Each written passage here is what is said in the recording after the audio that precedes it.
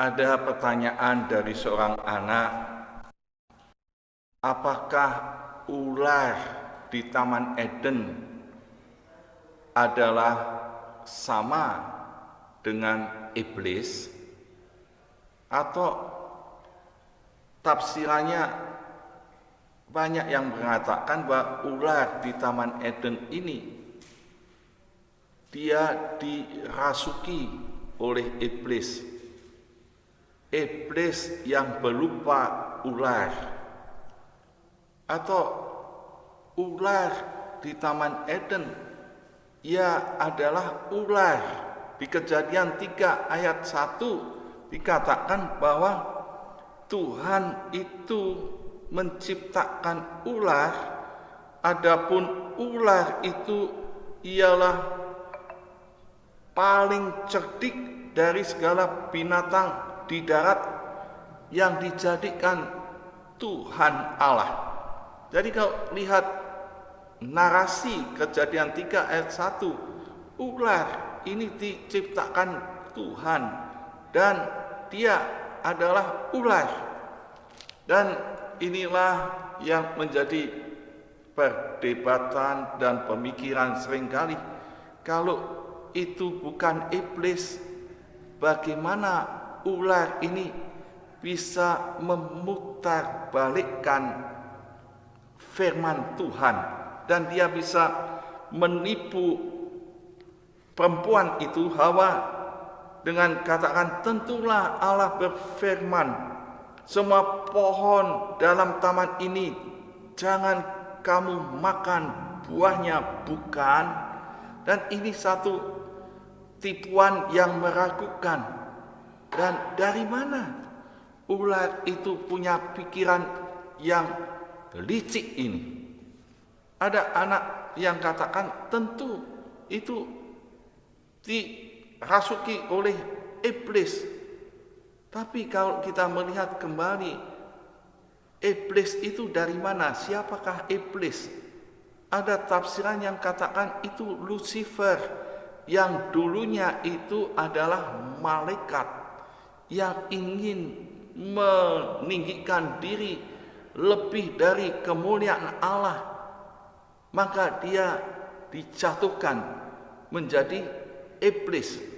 Pertanyaannya, waktu Lucifer itu punya pemikiran yang seharusnya malaikat itu menaati dan melayani Allah, tapi mengapa dia ingin meninggikan melebihi Allah? Dari mana pikiran yang ada pada Lucifer, malaikat itu yang pertama menjadi iblis? Dari mana pikiran itu? Apakah itu juga dari iblis lagi? Jadi malaikat yang jadi Lucifer dipengaruhi oleh iblis, dan ini tidak logis. Maka tafsiran yang tepat yaitu ular adalah memang ular. Demikian firman Tuhan yang dikatakan Kejadian 3 ayat 1. Dan kita bisa tahu apa yang dikatakan Tuhan Yesus di Matius 10 ayat yang ke-16, waktu Tuhan Yesus kata, aku mengutus kamu seperti domba di tengah-tengah serigala, sebab itu hendaklah kamu cerdik seperti ular dan tulus seperti merpati. Apakah Yesus mengajarkan supaya cerdik seperti iblis? Jelas ini cerdik seperti ular, titik. Dan Paulus pun menegaskan, kenapa Hawa itu bisa tertipu? Karena kelicikan dari ular. Kelicikan dari ular ada di 2 Korintus 11 ayat ketiga. Tetapi aku takut kalau pikiran kamu disesatkan dari kesetiaan kamu yang sejati kepada Kristus, sama seperti Hawa diperdaya oleh ular itu dengan kelicikannya. Paulus tidak mengatakan Hawa diperdaya oleh iblis, tapi Paulus menegaskan Hawa diperdaya oleh kelicikan ular. Jadi cerdik dengan licik itu ada seperti mata uang, dua sisi. Cerdik dengan licik sama-sama pandai, tapi kalau cerdik itu untuk hal yang positif, untuk hal yang baik, untuk hal yang membangun.